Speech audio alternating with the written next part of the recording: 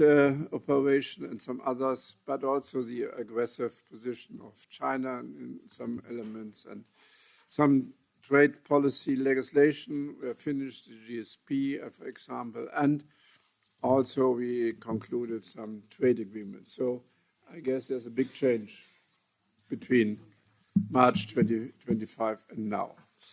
And therefore, I'm really happy that you are here and that you will give us now an input regarding your perspective and also a little bit what the plan of the Commission for the next year is. And I give immediately the floor to you for around about 15 minutes. Thank you. Thank you very much, dear Chair, dear Bernd, honourable members, ladies and gentlemen. Indeed, it's a pleasure to be here in front of the European Parliament Committee on International Trade for this structured dialogue. I even wouldn't feel that it was the year since we've met because the time been so dynamic and so many things that has happened. And I really would like to start by thanking you for working together on what I would describe turbocharged trade policy agenda of the European Union. So indeed, there is a lot of things to discuss because international trade continues to lie at the epicenter of Europe's competitiveness and ability to act on geopolitical stage. Our world-leading network of free trade agreements, our work to open new markets, and our support for fair and rules-based trade all help us defend European interests in this challenging world. Today's global trade landscape is fast-moving, and I would like to use this opportunity to provide a brief overview of where we stand on various files from my point of view. First, as you just suggested, dear Chair, as regards the United States, our #1 trading partner, we always knew our relationship would require careful management. We have faced challenges recently, but through our firm and cool-headed approach with unity and continuous engagement, we have moved forward. The deal concluded in July last year and the joint statement have restored to a great extent much-needed certainty and stability. This was of a key importance for our businesses and for our workers, and I would say also for the entire global trading system. Last Friday, the US Supreme Court ruled that the President cannot impose tariffs under the International Emergency Economic Powers Act, IEPA.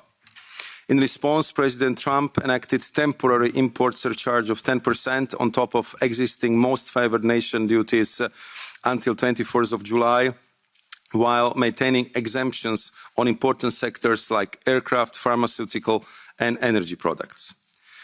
232 tariffs on cars, steel, and aluminium, trucks, lumber remain unaffected.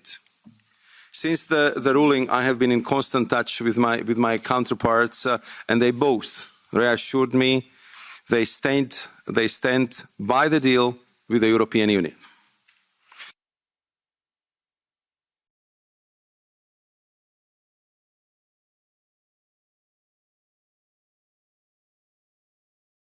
Both reassured me they stand by the deal with the European Union. The US Trade Representative Jamieson Greer has also said this publicly.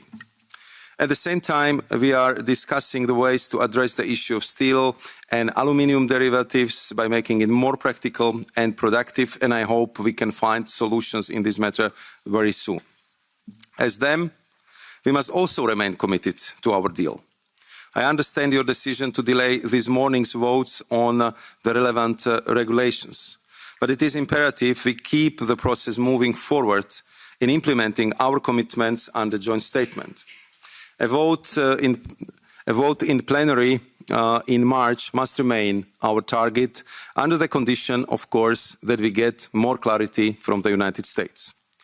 There are also other positive strands of cooperation emerging with the US. For instance, we are negotiating our bilateral memorandum of understanding on the critical raw minerals and working on plurilateral initiative on critical raw minerals supply chains.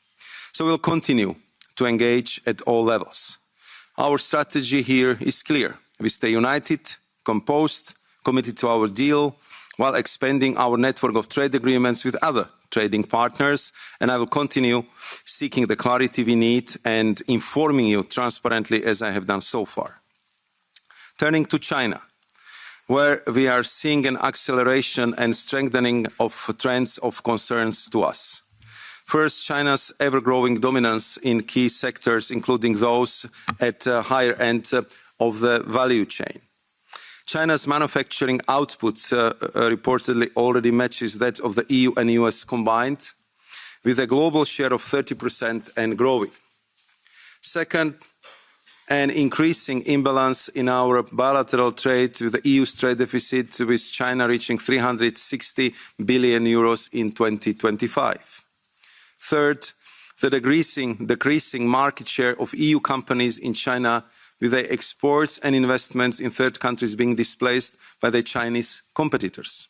Fourth, China's ability to use our dependencies in strategic sectors as evidenced by the imposition of export controls in the critical raw materials sector by Beijing in the recent years. And our response continues to be threefold. We continue to engage with the Chinese side, and here too I'm in constant touch with my counterpart, Minister Wang Wentao. We are currently discussing prospects for high-level engagement this year, while keeping in mind that any such engagement should be results-driven. Furthermore, we should look into more effective and efficient autonomous trade and industrial action where merited as per the economic security strategy. Lastly, we must accelerate diversification through new free trade agreements and deeper partnerships and like-minded partners.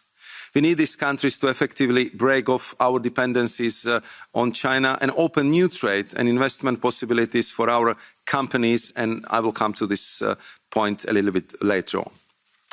The economic security strategy, which we published in December, reflects a paradigm shift, moving to a more proactive and targeted use of our toolbox.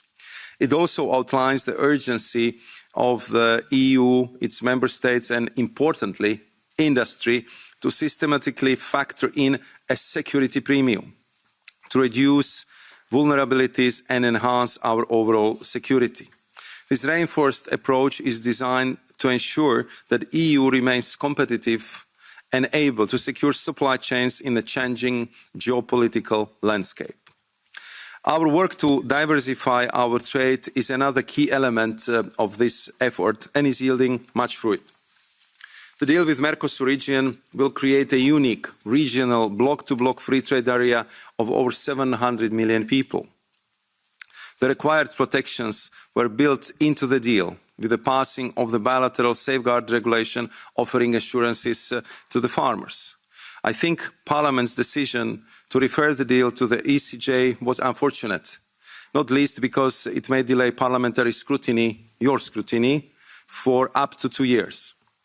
The Commission and myself personally remain committed to seeing Mercosur ratified and implemented quickly.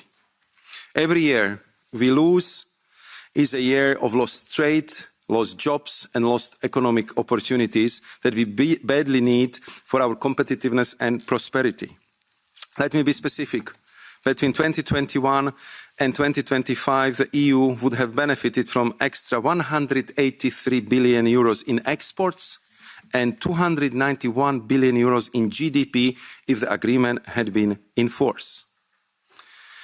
I hope that very soon I will bring to your table for a final process of signature and ratification free trade agreement with Mexico.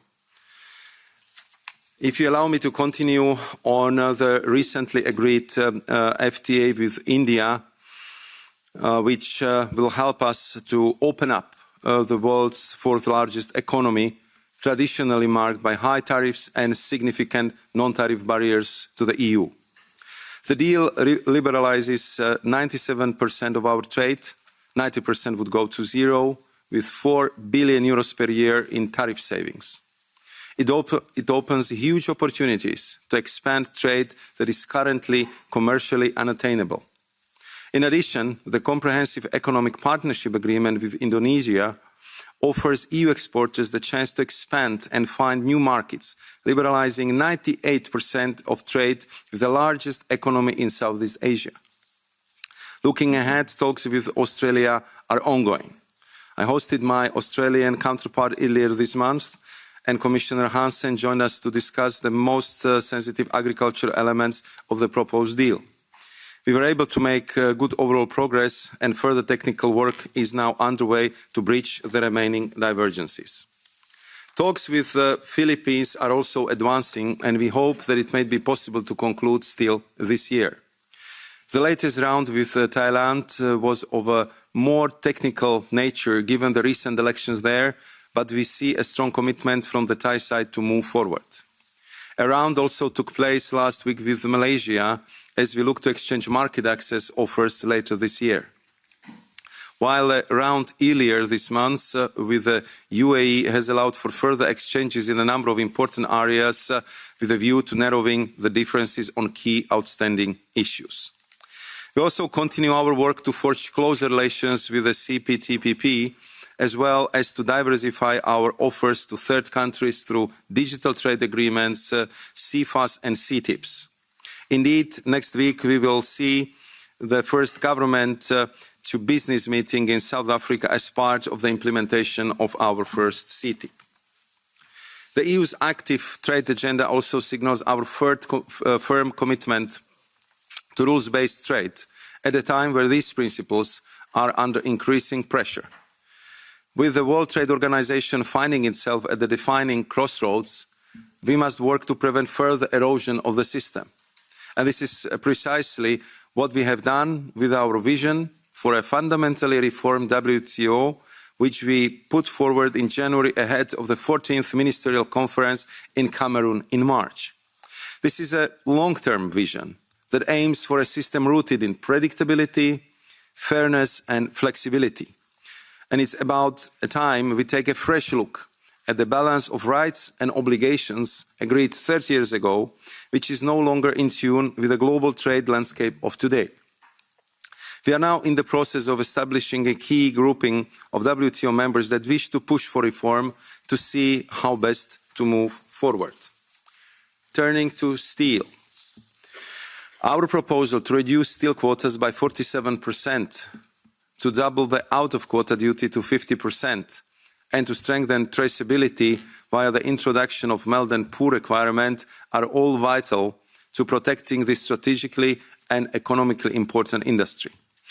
I'm therefore very happy that yesterday I could have attended the first trilogue on the steel measure last night, and the Commission remains committed to facilitating a swift and smooth conclusion. If you allow me, I will finish by touching on the two other key pieces of legislation. First, I'm very pleased to see the vote earlier today in this committee in favour of the trilogue outcome of the FDI screening regulation. This is an important step towards further reinforced public order and scrutiny across the EU. And similarly, after protracted negotiations, we should all celebrate the conclusion of the new GSP framework, which underpins our trading relations with 65 countries across the globe. It was vital that we found a way forward to ensure continuity and predictability for these trading partners and for business. So, honourable members, as you can see, there is a lot happening in our joint work at the moment, and I am really grateful for the continuous cooperation on so many key files and for the permanent exchange of views and for your support in what was indeed extremely intense year in the global trade policies, but also in a European trade offensive. So I'm very much looking forward to your questions and to our debate. Thank you very much. Thanks a lot, Maros. And now give the floor to the political groups. And Jürgen Borbam is the first for 3 minutes. Thank you, Chair, and thank you, Commissioner Sefcovic, for your introduction. And let me start off by congratulating you on all the all the active negotiations that you both have concluded in the Commission and also are ongoing. It looks really promising, more promising than from a very long time. Maybe to say something on the Mercosur agreement, since you mentioned it as well. And I mean, there have been a lot of call for provisional application. EPP, of course, supports this. We know that business and business organization supports it. There are also other political groups that support it here. We know that the Mercosur countries are moving fast on this issue, and Council have given its clearance. So I can only send a message that I hope that it will be provisionally applied as soon as possible, because, especially as you said, it is very important that we now get all the wins and the benefits and the growth that we need with this agreement. We have fought hard for it during many years of negotiation, and now businesses need it, and it's also needed for good-paying jobs in Europe. I'd like to also take the opportunity to bring up the WTO issue, and not least the most favored nation principle. You had an op-ed in Financial Times earlier this year, and it created some turbulence of what the Commission really means when it comes to the MFN. So maybe I'd like to give you the opportunity to clear out some of the issues and what you're really aiming for here. And then turning to industrial policy, we have heard about the proposed Industry Accelerator Act, which of course clearly is an ambitious effort to reinforce Europe's industrial base. But I must admit to have some concerns regarding elements related to European sourcing, public procurement preferences, and local content requirements here. My question is, how do we make sure that we find the right balance between, of course, strengthening Europe's industrial capacity, but also maintaining our openness? Our agenda has been openness and rules-based trade and making sure that we have that competition, that investment from other partners. And why should we switch our agenda now? It seems like we are adopting the agenda that some of our trading partners is doing, and I don't think we need to do that. Let's stay on track. Let's stay open for business and for more free trade agreements and more diversification. Thank you. Thanks a lot. Katrin van Bremt. Thank you very much. And happy to see you. I know you must be extremely busy, Maros. And let me start by a very positive note. If I listen to you carefully in everything that's in the pipeline, everything that has been done and everything that's in the pipeline, both on economic security, where we start to work in the Parliament as of yesterday with the report of the rapporteur, but also mainly, of course, the advancements in the FTAs. Let me mention India. You know, India. It's not. If you look to the trade agreement with India, it's not the top-notch. Indonesia is, but it's an opportunity, and you see, we need to grasp that, and I think you will find a lot of support in my political group there to advance, and I hope you come quickly with these agreements, because we are eager to work on them, and it's I know you agree, and it's not easy to get your administration maybe fast enough, but it's extremely important if we have an agreement that it comes fast to the Parliament.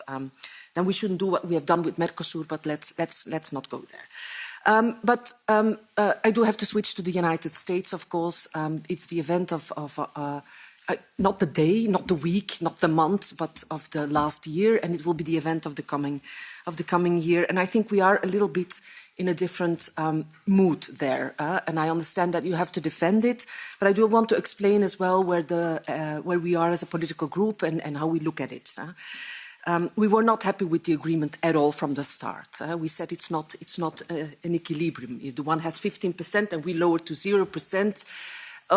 Because they threatened more than 20%, we didn't think it was a good deal. We were ready to work on that. And our rapporteur, who's also a chair, did an extremely tough job, and he had an extremely tough result, mainly on steel and aluminium, where we from the start said, you remember, a few days after Turnberry, they already violated the deal, already violated the deal. After that, other violations came.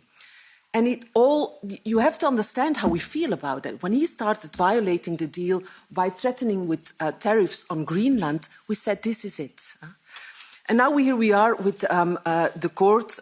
And one of the arguments of the Commission, I really want you to comment on that. One of the arguments of the Commission was, no, this is a good deal because we have the 15% and nobody else in the world has it because they have 15 or more on top of the WTO normal agreements. So that gives us that advantage. And because of that advantage, we go to the 0% and we also promise them to do this and that. That's no longer the case, Maros. There is no advancement anymore. There is no advantage anymore. It's all a level playing field. Maybe that's the good news. It's all a level playing field. So actually, we don't have to go to 0%. And I don't think we want to. What we ask you is to go back to the negotiating table and make a real good deal, or a deal where we have respect for one another. Last point, and then I finalize on China, because what we should really be working on, and you mentioned this, is of course China, because the threat coming from over there is real. And so my question is, you said I'm in constant touch and we're dealing and wheeling. When will we deliver on what? When will we deliver on what when it comes to agreements with China? Thanks a lot. Inigo. Thank you, Mr. Chairman. I will speak in Hungarian, so if you don't mind. Thank you. Tisztelt elnök úr, tisztelt biztos. Mr. Commissioner, Mr. Chair, thank you for being here. These are not simple times we are living. It's not business as usual in trade policy either. Let me start with Mercosur. This is something that has been causing us a lot of headaches. The Commission, if they had acted differently 5 years ago or 6 years ago, then the situation would be very different. However, we are where we are. It's a fact. Now, I would like to ask the Commission to be the guardian of the treaties, not only in theory, but also in practice. And the treaties tell us how international agreements must be strengthened, fortified. The Commission should negotiate based on the mandate it receives from the Council, and the Member States accept that with a qualified majority, and then the European Parliament must reinforce the agreement. And I would like to ask, and with all due respect, that this is something the European Commission should comply with as the guardian of the treaties. And if this European Parliament, with a majority, requests a legal position from the European Court, then the Commission should wait for the result of that procedure. That is the minimum. That in any decent legal community, that's how you should act. Now, there are interesting things in the Commission. The Cyprus presidency did not put to the vote an already prepared proposal because some member states exerted pressure on them. And even though there was an agreement in Council, the case did not go forward. I think that is a major political faux pas. It's an error. It's a mistake.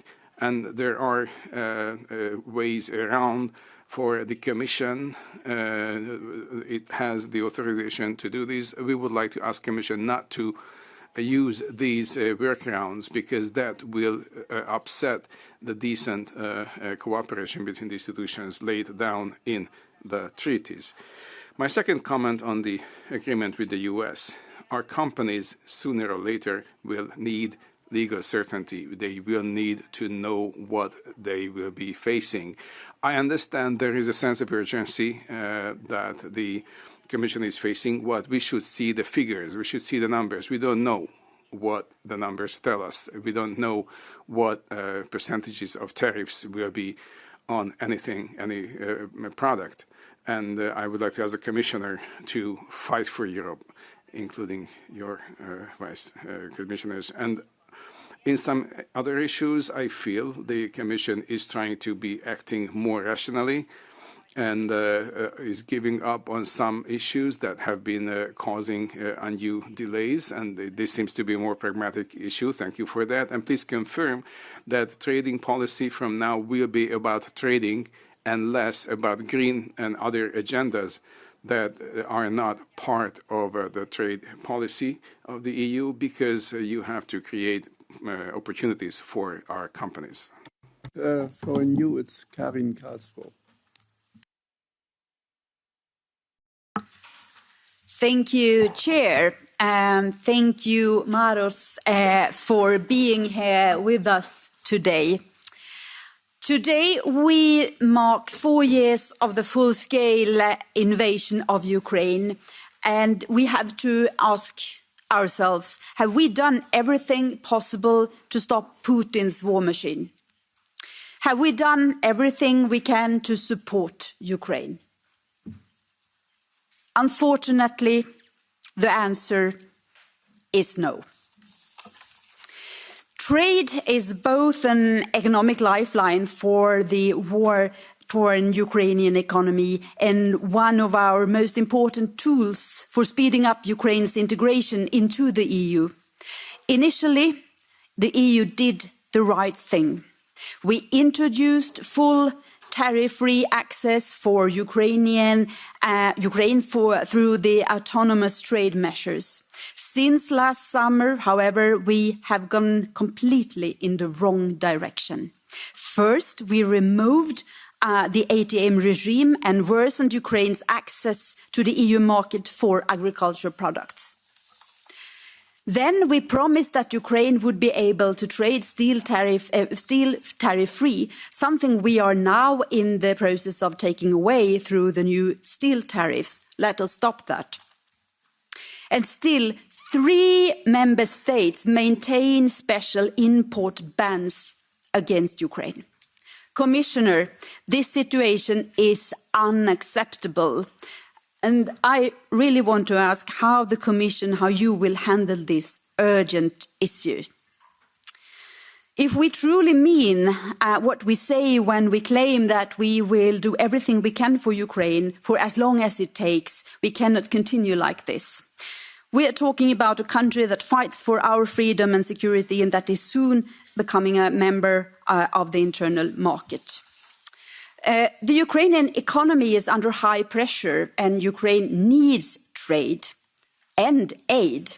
And I would like to take the opportunity to say that it's a shame that some member states blocked a 90 billion euro support package to Ukraine. And it's a disgrace that Hungary is taking the support package as a hostage. And I wonder how colleagues from Hungary can be proud of themselves when you put not only Ukraine, but the whole Europe at risk.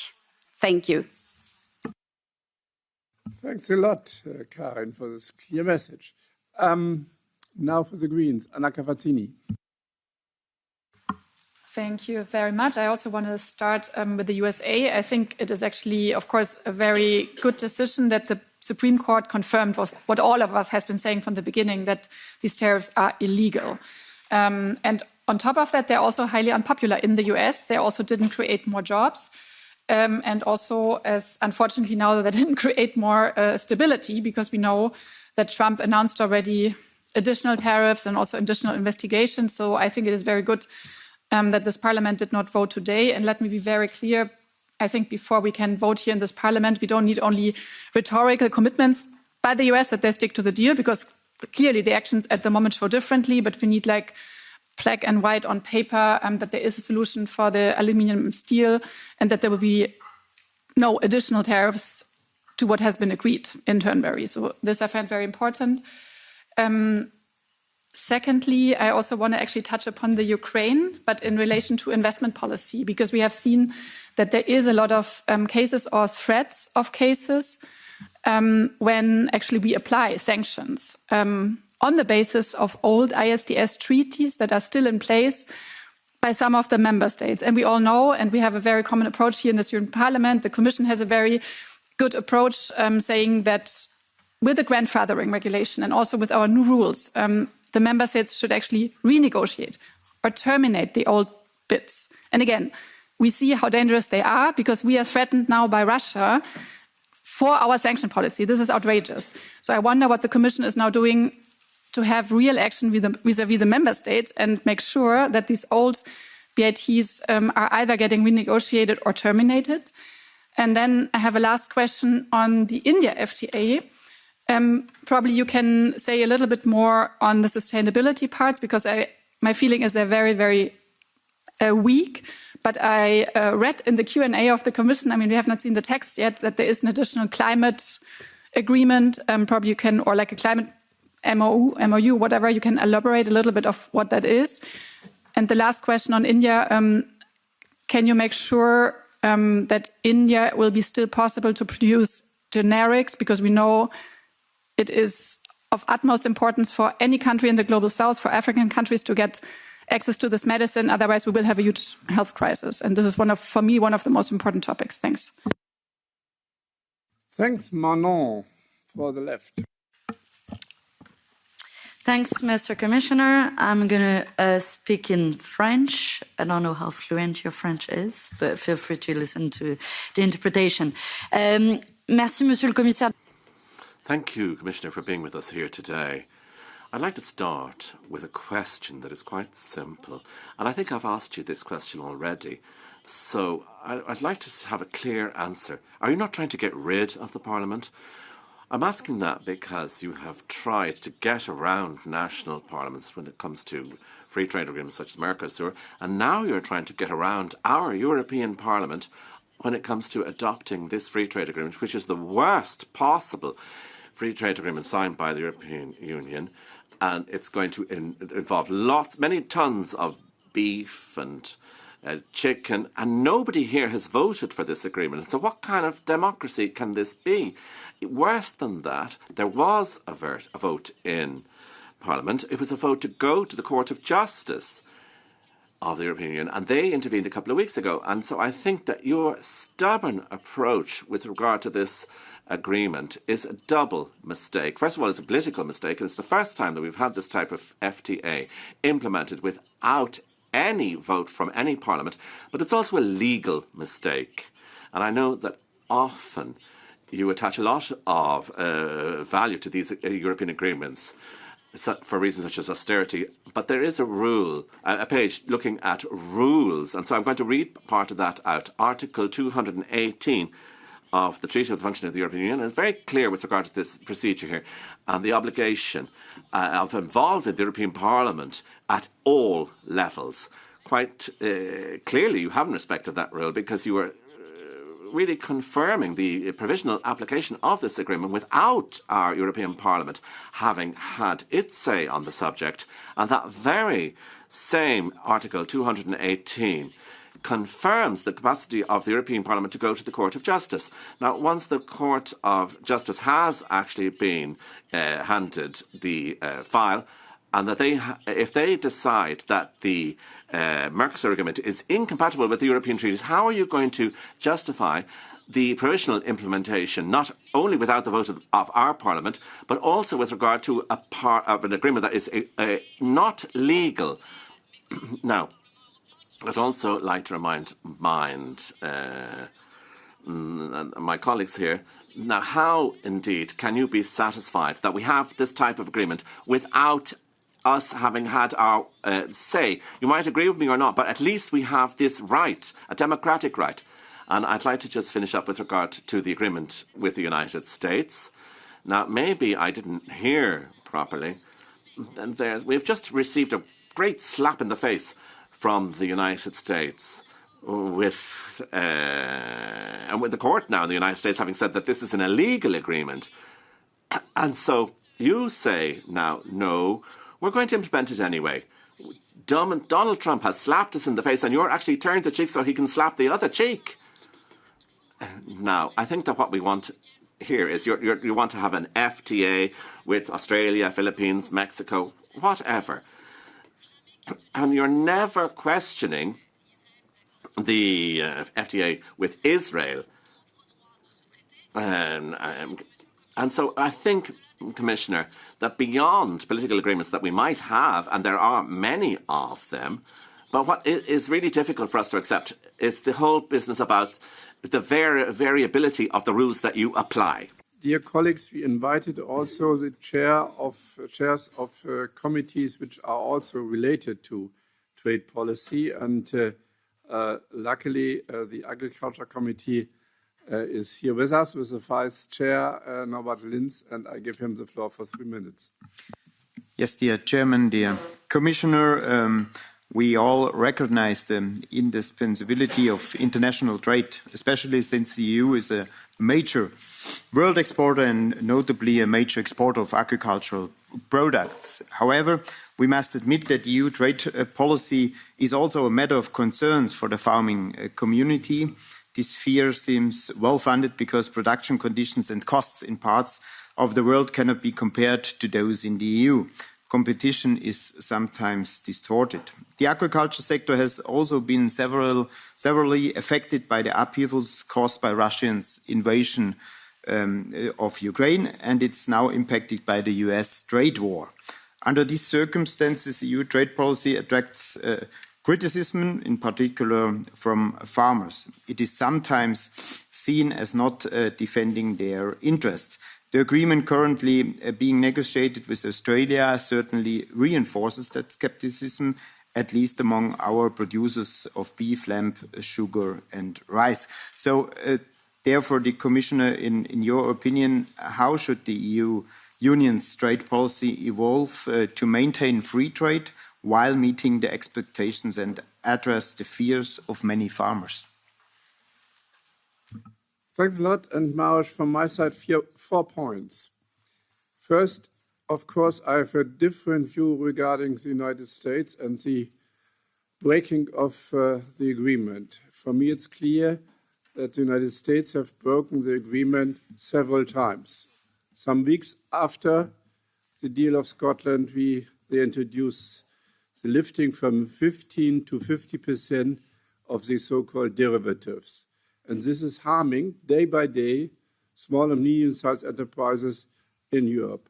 And I can invite you, come to this company and explain to the people there that they are losing their jobs because they are not able to export to the United States anymore. And we have the Greenland issue, and then now we have tariffs, which are much higher than the 15%. For cheese, for example, it's not 15 anymore, it's now 30%. So, totally different view. My question is then, of course, Maros, you mentioned there will be some clarification, and so, in my point of view, at the moment, there's no guarantee. What is the format of clarification? Is it a written letter, post from the president on through social? What is the clarification? And when will it come? So this is important for us. Second point on Mercosur. Argentina will finalize the work on Friday, likely. And they will notify it next week. So what will we do? What would you like me to do? I would like to go for a provisional application, no doubt about. And this is important because, as you know, Argentina is negotiating also with the United States, and it's clear that, for example, the question of GIs is also in the portfolio of the negotiations. So there is a kind of urgency. So when will you do? Thirdly, we discussed this also in Nicosia quite recently. The time between finishing of an agreement and signature and then transmitting to the parliament, sometimes it's 2 years. And this, I never understood how this could happen. Translation and legal scrubbing, 2 years. You have some ideas to really speed up the process. Perhaps you can elaborate this as well, so that we are in a time where sometimes in a week more happens than in previous times in decades, we should also quicker in the process of finalizing the agreement. And fourthly, Maros, there are more and more the so-called mini deals. As, the SIFA with Ecuador, the raw materials partnership, the investment partnership, and I have no clue what else. So what is in your mind for further mini deals? Are you having some specific countries in the perspective, and when will some mini deals come on the table, and how will the European Parliament be involved? First Mount, for you. Thank you very much. Question is where to start. If I should go in the orders the questions been presented, I'll try to group them. So let me maybe start with Mercosur, because it was the first question asked by Mr. Warborn, and I would say Madame Van Brandt, Madame Dury, bien sûr, Madame Aubry raised this question, as well as Chairman of the Agri Committee, Mr. Linz. I think that also in my introductory remarks, I was describing how important this deal is for European economies, and how much of the very clear economic opportunities we have lost only in 5 years, only in the last 5 years. I'm sure that several of you visited Mercosur countries, and I believe that you would agree with me when I will be describing to you cultural proximity. Well, I will be describing to you strong historic ties, and also wish of these countries to work as closely as possible with us. On top of it, huge complementarity of our economies, where we see that what we export they actually need, and because we've been simply not there present enough, they're getting it now from China, slowly reducing our share on the market. And on top of it, they have what we need: critical raw minerals, and of course the access to the big market. So I think that let's not dwell on the past, but there was a lot of missed opportunities in the past, and we should have done this deal years ago. And we would not lose the 10% of our exports to China as we did, because we didn't have the free trade agreement. So what we are doing right now is that we are actually catching up. But the good thing is that all our projections, if the Mercosur deal is in place, that by 2032 we'll be back in the situation we had 10 years ago. We can get back our share, we can consolidate our investments, we can start completely new chapter in cooperation in the critical raw minerals, and simply open new opportunities. On most of the products where Europe is very strong in exporting, from machinery down to agri-food exports, the tariffs being more than 35%, and they will go to zero. Only on tariffs, our exporters will save 4 billion euros a year. That's a lot of money, especially in these days. Not talking about simplification of the trade, not talking about all the guarantees which the investors are getting through this agreement, and not only protection of our GIs.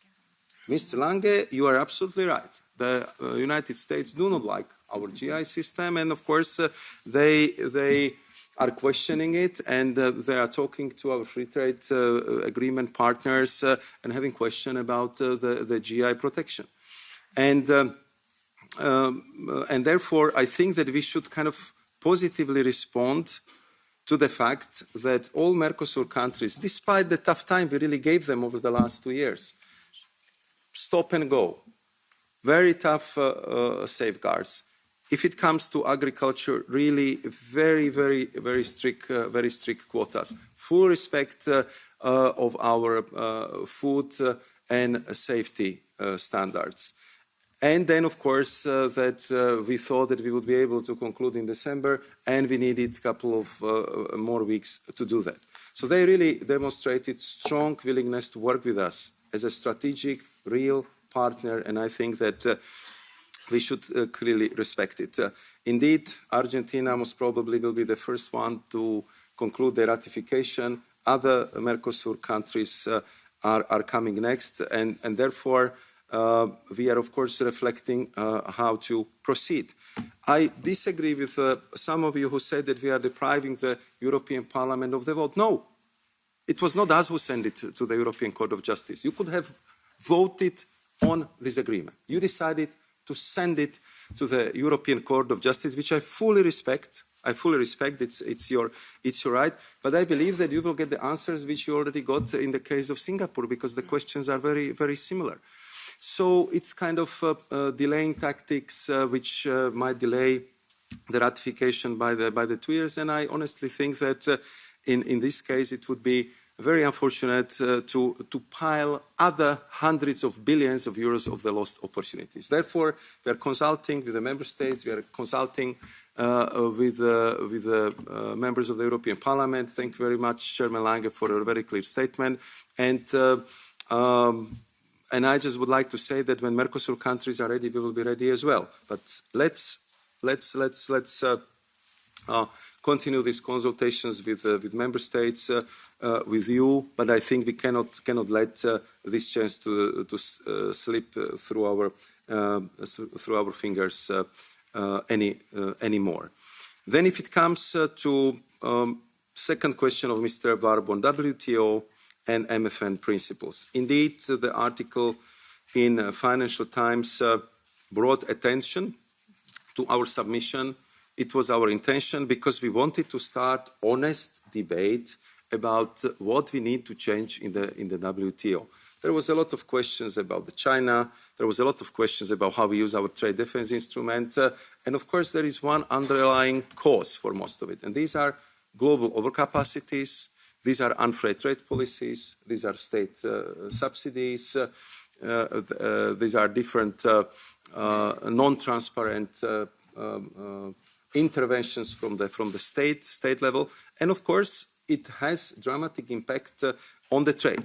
So the MFN agreed 30 years ago, based on the principles that we are open because you are open, and we will be trading on the level playing field conditions, is not there anymore. So we just want to start the discussion, how can we actually balance these rights and obligations with a new reality? That if you are not a fair trader in all the aspects, what kind of impact it might have on the fair agreements? Madam Carsborough was referring to our safeguards on steel. I can tell you that for me as a trade commissioner, this is pretty difficult, that when we have an issue with overcapacity, if we want to respect the WTO, and we have to go through erga omnes principle. So even the countries who are not causing the underlying problems of the overcapacity has to be kind of hit by our measures in the same way as anyone else. That's the WTO approach if you want to respect international law, which is paramount for us. Therefore, we just want to put this issue on the table. I know that we will not be able to solve it in Cameroon, but I think that if we start to honestly discuss this issue, how to bring the balance in the global trade, how to bring more fairness in the WTO mechanism, I think that is very, very important.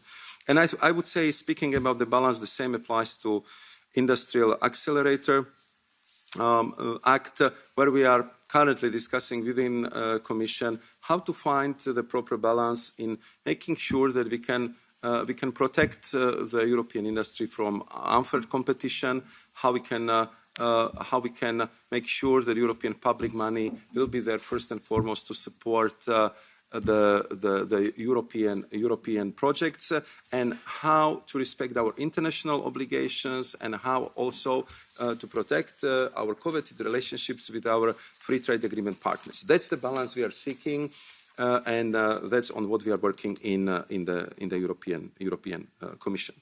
Madame van Brandt was asking about India. And I would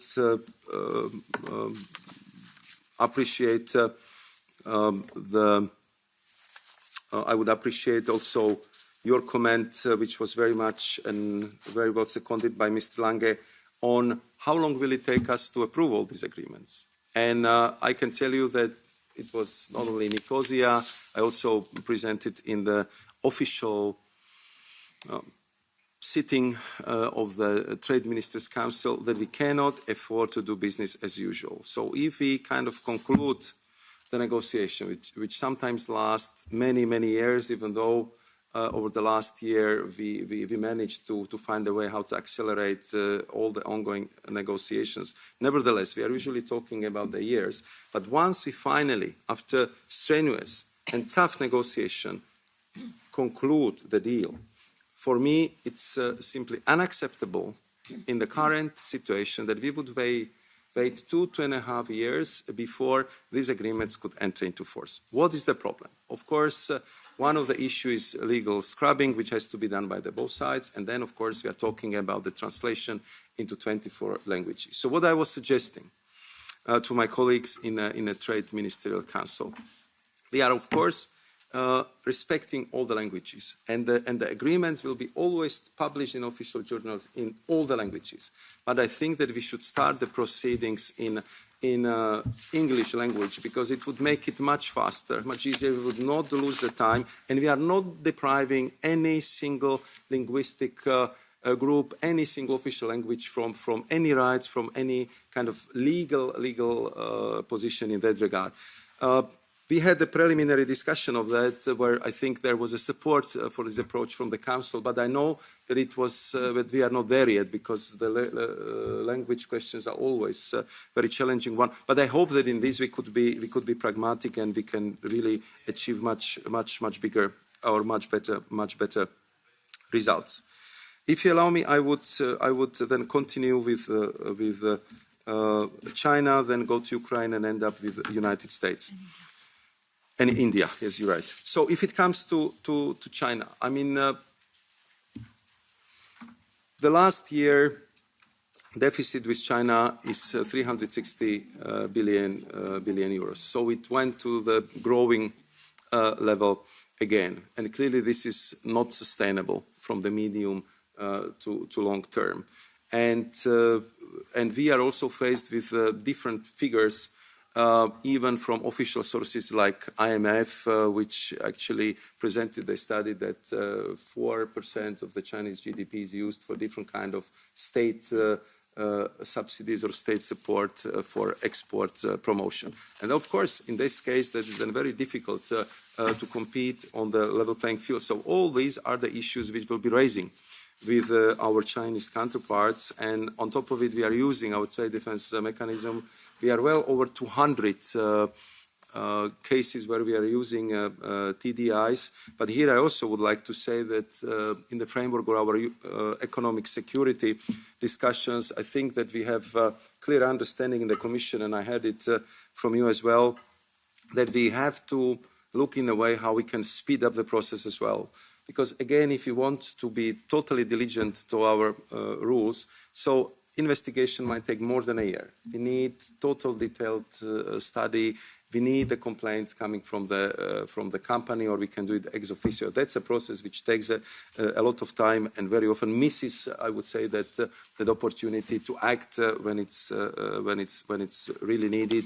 And all these issues which I mentioned will be, of course, discussed on the top level with my Chinese counterpart. If it comes to Ukraine, and Madam Kausberg, I want to thank you for your absolutely staunch, relentless public support for Ukraine. I mean, Ukraine is very lucky that they have you as their rapporteur, and I fully understand your strong push in that regard, and especially presented today, where we have this very sad anniversary, 4 years since Russia illegally invaded and attacked Ukraine. At the same time, what is very important is to keep a public support for our policies towards Ukraine. And I think where we presented our proposals for new quotas for Ukraine in the case of the most sensitive agricultural products, we did it our very broad consultations. And we focused only on a narrow group of the most sensitive products in the field of agriculture, where it was very clear that our farmers are at very difficult situation. We negotiated with Ukrainians. In the end, there was agreement on these quotas, and I think that that was the best we could do under these circumstances. If it comes to the steel, yesterday we discussed it in our first trialogue, and the fact is that in some of the products, the increase of exports of Ukraine to Europe came from up more than 50%, and that again is something which is just pointing out that the steel sector in Ukraine, despite the terrible war which is taking place there, is very competitive. And again, we have to respect the WTO approach and treat everyone ergon. As what I promised you yesterday, what I stated here also very clearly, we would do our utmost within the margins which we have of the international commercial law to treat Ukraine as close partner, as our FTA partner, and look for the best possible solution for them compared to those who do not have such an agreement with us. And if it comes to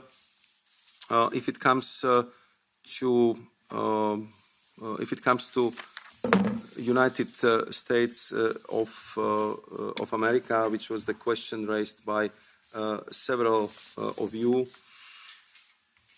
I know that many of you didn't like the deal, but to be honest, I never heard any alternative solution from your side. What was the choice? To have this deal or to go to the trade war in August?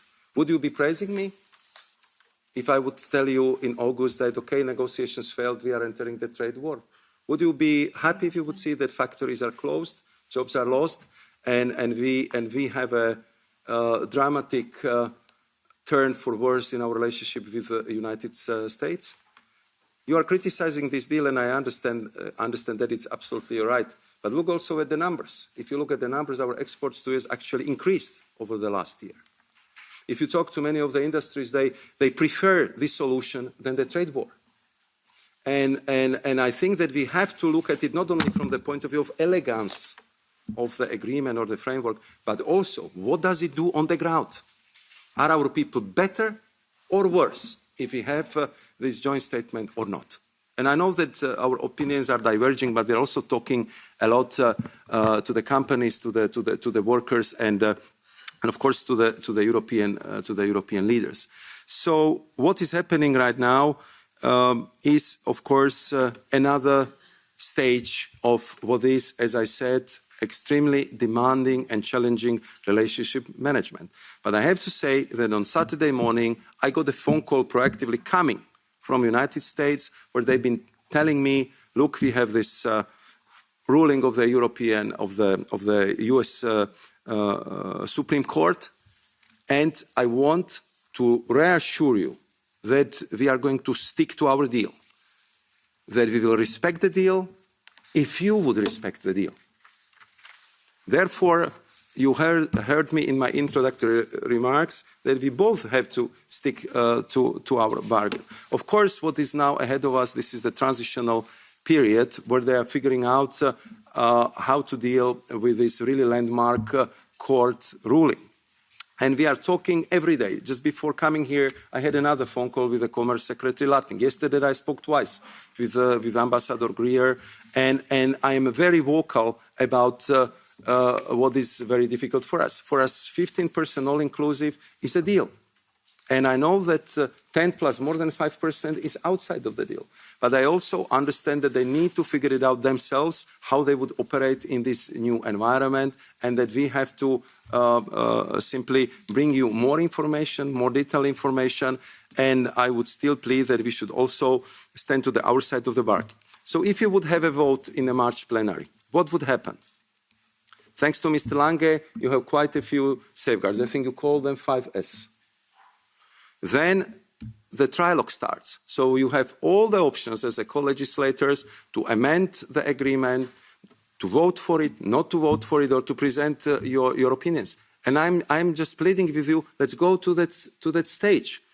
And by then, I believe we would have more information about the derivatives, because I got the reassurances from our US colleagues that they know that this is a big problem for us, and that they are looking into this matter, and hopefully we will be having a better news in that regard rather soon. But I think that we should approach this from this angle. I also have to say that the picture is not black and white. When we had the crisis with the legacy chips last autumn, I was speaking with Scott Bessent 3 times a day until the problem was solved. And I was asking him, once you will be talking to your Chinese counterparts, bear in mind that in this one, the supply chains are transatlantic. And they did it. We had 2 very important sessions on the critical raw minerals, on our bilateral agreement, on the plurilateral agreement, where we want to break the dependencies on monopolistic suppliers. So, I mean, it's not only about, I would say, the one aspect, but we have to look at it in all general aspects. I'm not going to elaborate on geopolitics.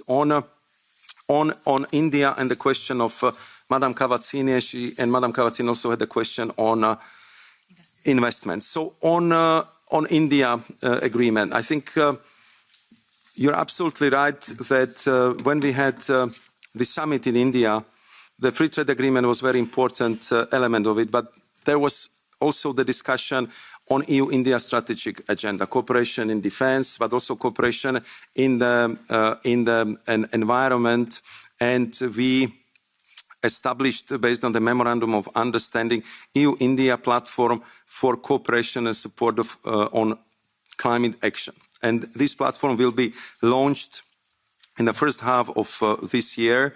And that is why you have seen an announcement of 500 million euros in EU support over the next 2 years in the press release for India's efforts to reduce greenhouse gas emission. So this is the initiative which I think we should welcome. And it would definitely help to promote even further cooperation on climate actions between India and the EU.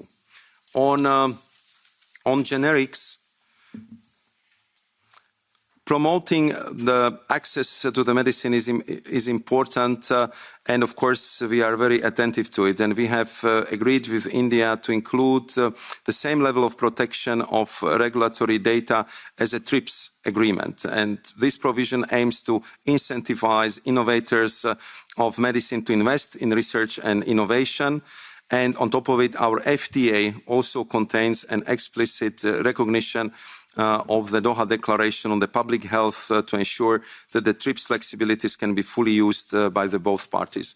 And if you allow me the last point, which is very technical but very important as well, you would understand that it's difficult to comment on the position of individual member states, but the Commission clearly expects that our member states will continue the close coordination with the Commission services regarding the bilateral investment treaties with Russian Federation and the Republic of Belarus, with a view to bringing them in line with the Union's investment protection policies.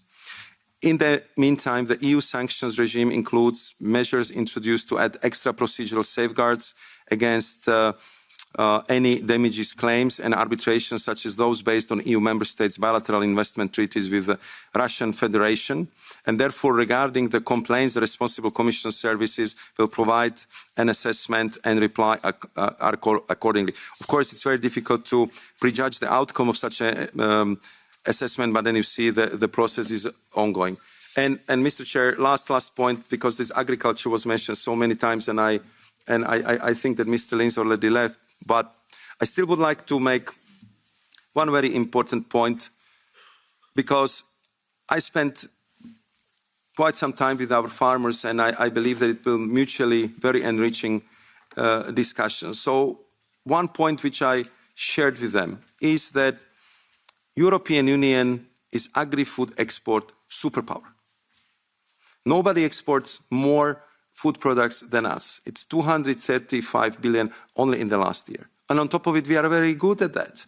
Our surplus is 64 billion euros only for 2025. When I was talking to Mr. Corman, the head of Irish Farmers Association, he proudly told me that 5 million of people is producing proteins for more than 40 million people. I think he later corrected himself that it's 50 million by now. So I think that if you look at that, what is very important is to create this new market access for our agri-food producers, because there has to be demand for this production. And if there is a demand for this production, these 3 million jobs which depend on the agri-food exports will be preserved. So therefore, I hope that we will also look at it from this perspective, and therefore I appreciate and always accept the discussion on these topics with farmer associations and with the agri-food industry. Thank you very much, Mr. Chair. Thanks a lot, Maros. Second round. This time I will start with, again, the United States. So the alternative, trade war or deal, is not our alternative.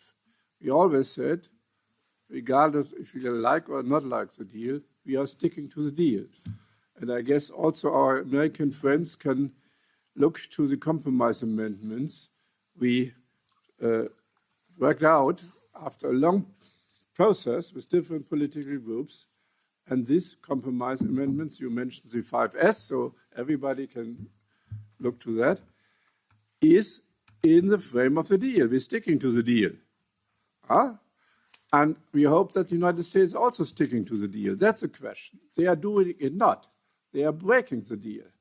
And yeah, you mentioned you hope that we have better news. Hope is good. But security is better. And if you can guarantee something, I would really accept it. But at the moment, of course, I'm also an optimistic man, no doubt about it. I'm from the north of Germany. We are all optimistic people because of the storms and the wind and so on. We have to be. But just to have hope is not sufficient. And secondly, you mentioned they need time to figure out. How much time? What is the time limit to that? And secondly, you missed my question. What the next mini deals will be? I have it here. Okay. So, 2 minutes. Barry is the first. Thank you, Chair.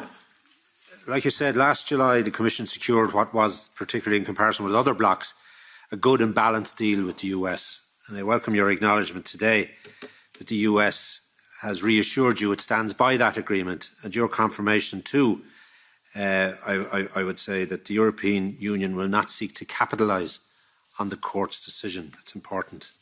The latest US Supreme Court ruling is noteworthy, but we have to deal in realities. And the reality is, whether we like it or not, this administration is clearly committed to tariffs and to continue to find ways to sustain that system.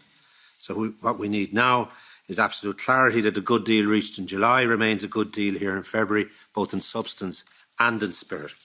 So the message is clear on our side that we stand by our word, as the Chair has said, and this good deal remains a good deal, and the carve-outs remain, and the negotiations around steel and aluminium and spirits will continue, and we expect you to do your duty in relation to those issues. Our exporters, particularly in the agri-food and advanced manufacturing sectors, require predictability. They cannot invest on or trade on the basis of rolling legal improvisation, and a rules-based EU-US partnership must rest on clarity and mutual confidence. So, crucially, in light of your stated intention for the Parliament to vote on the deal next month, and I would agree and propose that we do so, and I acknowledge what you've said in relation to the opportunities that exist for members of the Parliament, for their representatives, who can, during trilogue, may fulfil other thresholds of certainty that they require in order to proceed with the Turnberry Agreement, which, as I said, is a deal that we can stand over, and in comparison to other blocs throughout the world, notwithstanding the improved figures that you referred to in relation to our exports, only signify that, and we move ahead at pace, therefore, as a result of same. Thanks a lot. Nina. Thank you, Chair, and thank you, Commissioner, for joining us today. I appreciate your time and keeping this committee informed and our members. I would like to start off with the UK. Could you give us an update on the progress of the SPS negotiations?